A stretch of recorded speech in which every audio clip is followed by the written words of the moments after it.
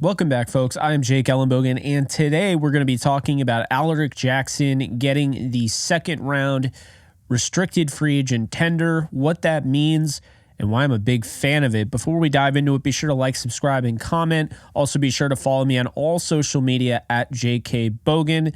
Now let's get into it. So Alaric Jackson was tendered at a second rounder worth 1 year, $4.89 million for that offer. Now, for those of you who don't understand how these work, you can offer a first round tender to a restricted free agent, a second round tender, an original round tender, and a right of first refusal. What the right of first refusal does, it's the lowest, it costs the least, but basically what it allows you to do is match any offer.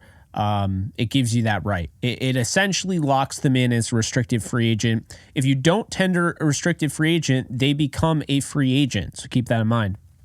The next one up on the list is original round tender. This would not apply for Alaric Jackson because he is a UDFA. However, an original round tender might make sense if you sign somebody, you draft somebody in the draft and they're in the 6th or 7th round, and they can give you a compensatory pick if anyone picks them up, because if they sign them and you don't match, you get their original round pick. I like that a lot. Then you have the second round tender, which is going to be a little bit more than that one. That, like I mentioned, 4.89. And then, of course, the first round tender, which is in the 5s. And essentially, the difference between the two is that a second rounder, you get a second round pick if you choose not to match and a team, offers them a deal. And, first round tender, you get a first round pick. So Alaric Jackson this past year, his first year fully starting, although he missed 2 games, he gave up 1 sack. He had 39 pressures allowed, and he finished the season with a 96.2 efficiency rate in pass protection with 3 penalties. Okay, here's the deal. He played 968 snaps at left tackle this past season. So he's only played 1,451 for his career. To be fair here, there is some risk involved, and that is why the Rams, if no one decides to match that offer, the Rams are sitting pretty there with 1 year, $4.89 million for a guy that I think was the second best tackle on the market behind Tyron Smith, and a guy that they haven't seen enough of to give him a long-term deal yet. So I do think the Rams want him back. Obviously, they value him. That's why they tagged him, or they gave him the tender. But let's talk about it because, I feel like at the very least, having their left tackle locked in, let's just say he doesn't get, claimed or, no one signs an offer sheet, right? So the Rams don't have to match anything. He is back with the Rams, and that's what we see, right? What that does is I feel like it really locks in that the Rams have a top 8 offensive line. Like, I feel really good about their offensive line, knowing that Alaric Jackson is just about in their back pocket. I love the move because it was only $1.5 million more than what they were going to do with the original round tender, which I hated because he's a UDFA. You don't get any compensatory picks for that. I really like the top 8 though, with Alaric Jackson, Jonah Jackson. Then you have Steve Avila at center. You have Kevin Dotson at right guard. And then you have at right tackle, Rob Havenstein, Mr. Model of Consistency over there. So what's the deal here? Well, the Rams offensive line, well, I think they might be locked in at top 8 if Alaric Jackson stays. There's always a chance in kind of a weaker tackle class. I wouldn't rule out the possibility that a team offers Alaric Jackson a contract. They're not scared away by the 2-year, the second round pick. They look at it as a guy that started for the Rams, and they're really good, and we need a left tackle, and that was good enough for Sean McVay. Let's see if he's good enough for us. So would not rule out that possibility. I wouldn't rule out the possibility of the Rams deciding to match on a deal. But I wouldn't rule out the possibility of the Rams declining to match because they want that additional second round pick. That would be huge. To me, Alaric is a player that they highlighted out of Iowa, UDFA. They highlighted him as a guy that they wanted in the undrafted rookie free agency, and they paid him more than any UDFA that year out of Iowa. They've developed him nicely, and he's gone through some injuries, including a blood clot, which he dealt with, which cut his 2022 season short. He was playing very well. Jackson's only 25 years old. He's actually incredibly valuable, and I don't feel like he gets enough credit. So, could a long-term deal be in the works? I mean, my thinking is that the Rams potentially getting him at 1 year, $4.89 million to be their starter this year at a very important position. If they can swing that and no one offers him a deal, my thinking is the Rams are going to want to see how the season plays out. I've always heard that they really like him, but to be fair, going back to it again, he's played 968 snaps out of the 1,451 that he's played total. So 968 of those came this past year. Okay, that is fair to be a little concerned. The Rams need to know more before they invest. I have no issue with them not offering him, a contract extension until after the season. You have to know. And again, the whole note boom thing going on, you don't know how that's going to go. You definitely don't want him to just walk out the door. But at the same time, you don't want to sign him to a long-term deal if you're not comfortable in doing so. So my thoughts are this. I'm actually really excited for the draft, regardless if Alaric Jackson's back or not, because I think the Rams have an opportunity to pick up a franchise cornerstone left tackle, whether it is Joe Alt via trade up, of course, Fashanu from Penn State, and if, God forbid, if Talis Fuaga, if Fuaga can actually play left tackle, I'm not against that. He's my number one tackle. You wouldn't know it because I've been pounding the stump for Alt, but it's because I feel like Alt has that connection, like I've already mentioned, but also I know he can play left tackle, and I know he wants to play left tackle, and that is his position, to be fair. I also know Amarius Mims.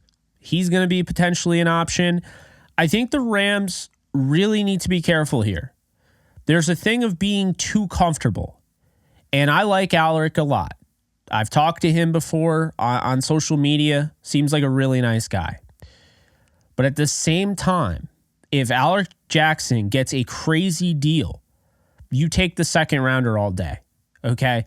You do not put yourself in a position where you are now reaching, you are now chasing what you don't need to be chasing. My thought process is that Alaric Jackson is good enough to start in the NFL. He's 25 and could have some serious upside. But if you have an opportunity to draft one of these really, really talented offensive linemen, I think you got to really consider that. And I think it works perfectly because say you get a guy like Joe Alt and you have Alaric Jackson on a 1 year, $4.89 million deal based on the tender. The tender goes through. No one offers. No one, like the Rams don't have to match anything. So he is the starter going into the draft. The Rams have an opportunity. Say the Titans just picked up Tyron Smith in the offseason, so they no longer feel like they have to draft a tackle. So what they do is they get on the phone, and Les Snead makes another trade with the Titans to move up and select the first round pick since Jared Goff when they moved up with the Titans. And they go up and they get Joe Alt or Fashanu. What happens? If they do that and they have Alaric Jackson on a 1 year deal worth $4.89 million, they have Jackson on a bargain. They have Note Boom. Okay. In all honesty, it looks like Note Boom is going to be back. He's reworking his deal. We'll see what happens, but I feel good about it. But the importance here and the thing that I want to really just push here is that Alaric Jackson he's not guaranteed a starting role being paid below $5 million a year. I mean, tackles make a lot of money. Starting tackles make a lot of money.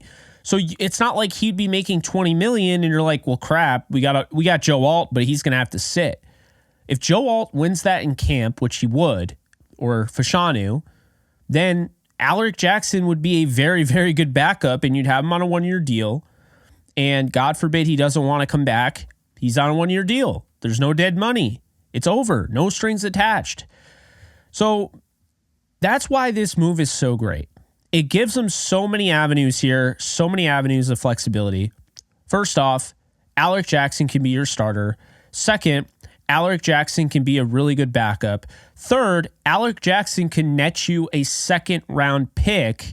And fourth, Alaric Jackson can end up being your franchise tackle who you bring in, you bring back on this restricted tender, and he ends up being so great that you decide to sign him to a long-term deal. And the last one is not ideal, but you reach for the stars and you decide, you know what? We've developed him. This team's offering him a lot of money, and we're not really in position to do it, but we're not going to let him go, so we're going to bid against ourselves. Okay, that's my least favorite option.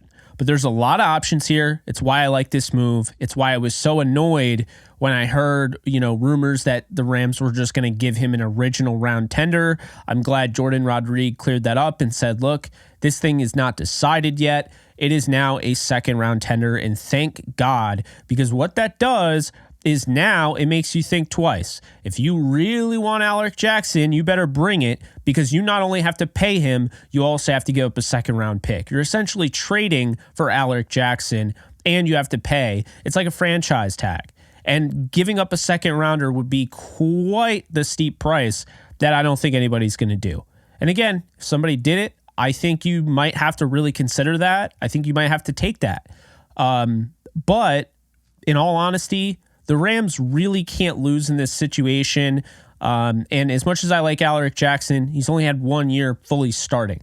He could be really good, but this draft class is crazy good at left tackle. Those are my thoughts. I like this move. This is one of my favorite moves because it's logical. It's a no-brainer. It's, thinking with your head and just being willing to pay just $1.5 million more to scare away potential customers if they come knocking and they want to steal your prize.